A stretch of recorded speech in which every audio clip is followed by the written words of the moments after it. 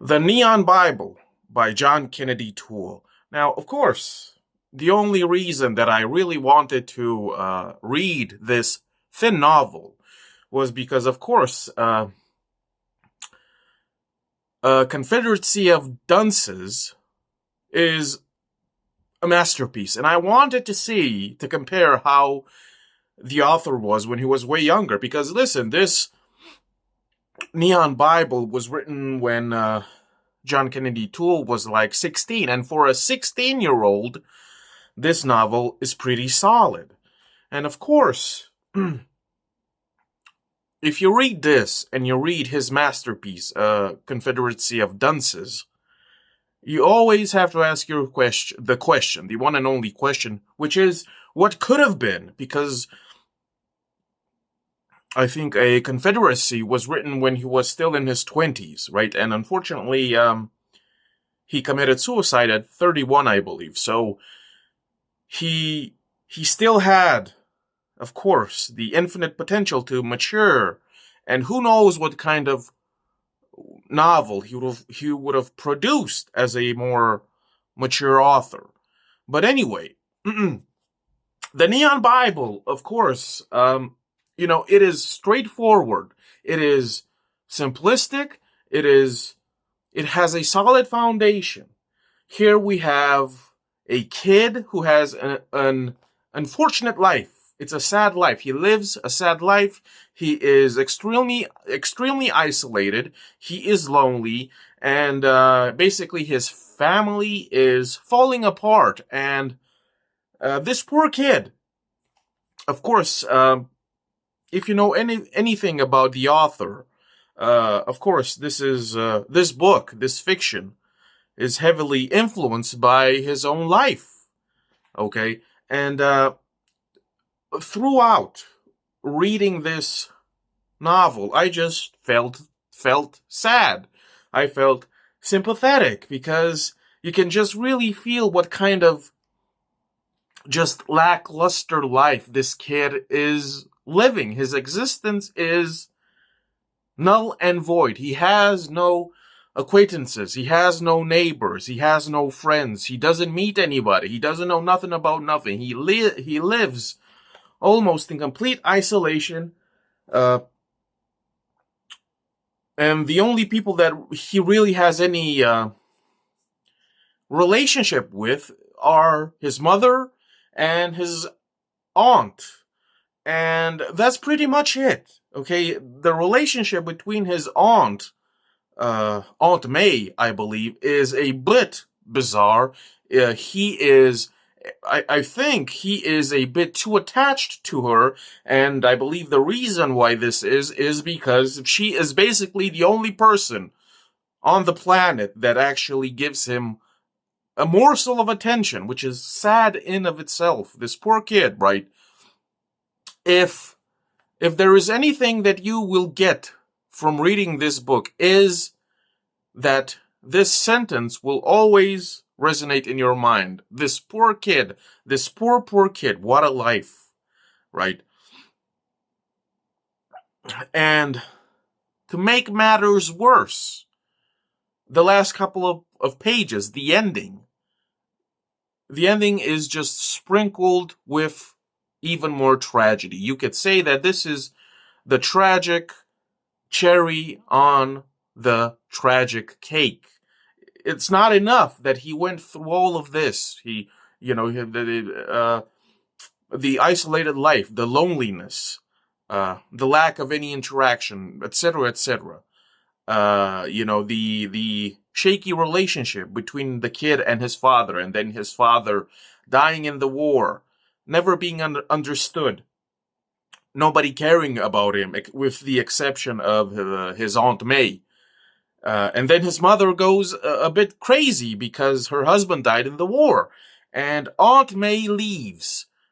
Okay, Aunt May finds a job and she leaves, and this kid and his aunt, they never meet again. And this kid is on his own. He's like, I don't know, 16, 17, I forgot the age. But he's still a kid.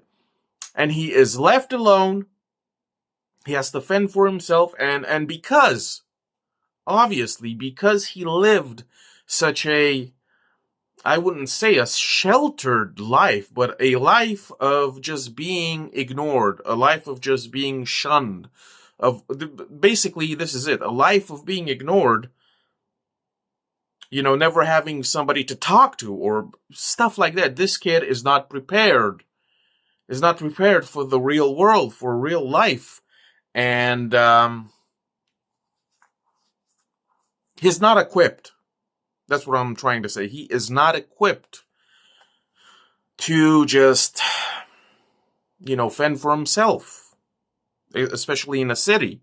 And by the end, he kind of reaches a sort of climax of he is almost on the cusp of madness, and it doesn't help the fact that he lives in a sort of small town, tight-knit community with all sorts of biases and prejudices, especially religious, because this is the American South we're talking about here.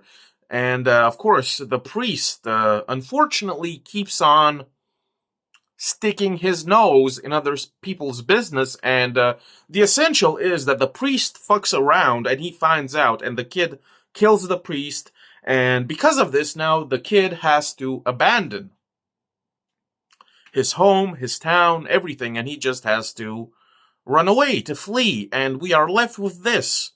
The kid is on a train and he is hundreds of miles away, and basically he doesn't know where he's going.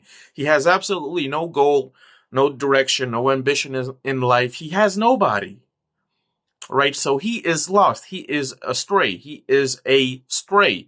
And, the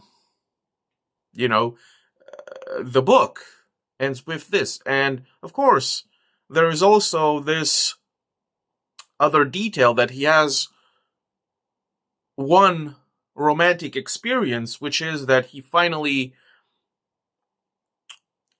gets the courage to ask a girl out, and he falls head over heels for her, and she isn't really into him, and by the end, after a kiss, she has to go back home, and he freaks out, and she is creeped out, and that's about it. So he doesn't really have that much life experience in anything, really. It's such a this is it. This novel, The Neon Bible, is a perfect depiction of just what a sad, pathetic, lame life one can live. One's existence can be nothing at all. We are left with the question, what could have been? What kind of true masterpiece John Kennedy Toole could have written if he decided to stick around for a bit longer. It could have been great. Who knows? But of course, he made the decision. It was his life. And if you really want to just find out what the author was like, and to understand his upbringing, his history, and what led to him committing suicide, etc., etc., I would recommend that there is this documentary on YouTube. I think it's called The Omega Point or something like that, but you only have to search the author's name, John Kennedy Toole, in the search bar, and you will find this documentary. And of course, if you watch this documentary, you will understand what kind of influence and a curse John Kennedy Toole's mother was on him, both positive and negative. She was a piece of work, but I will leave it at that. So, if you are a fan of A Confederacy of Dunces, an extremely funny and satirical novel, you have to read John Kennedy Toole's first novel, The Neon Bible, to understand where he was, and the type of person he was, and the type of writer he was at the age of 16 when he wrote his first novel. Because, of course, the difference is, massive. going from this to his masterpiece, A Confederacy of Dunces. You can clearly see the improvement in every avenue, in every facet, okay? But in of itself, of course, I don't want to criticize this book. Of course, it is flimsy. It is a bit thin. There's not a lot going on in terms of story, characters, subtleties, underlying themes. It's just the brutal depiction of a kid's sad life and what it's like to live in isolation and being ignored and having nobody, absolute loneliness. It is a tragedy, right? It is a tragedy in miniature. If you enjoy this content, if you want to support your boy, I got a few books of my own on Amazon. The link will be down below. If the link does not work, you can search my name, Griffith Samsara. Thanks for watching. Keep on reading good books. See ya.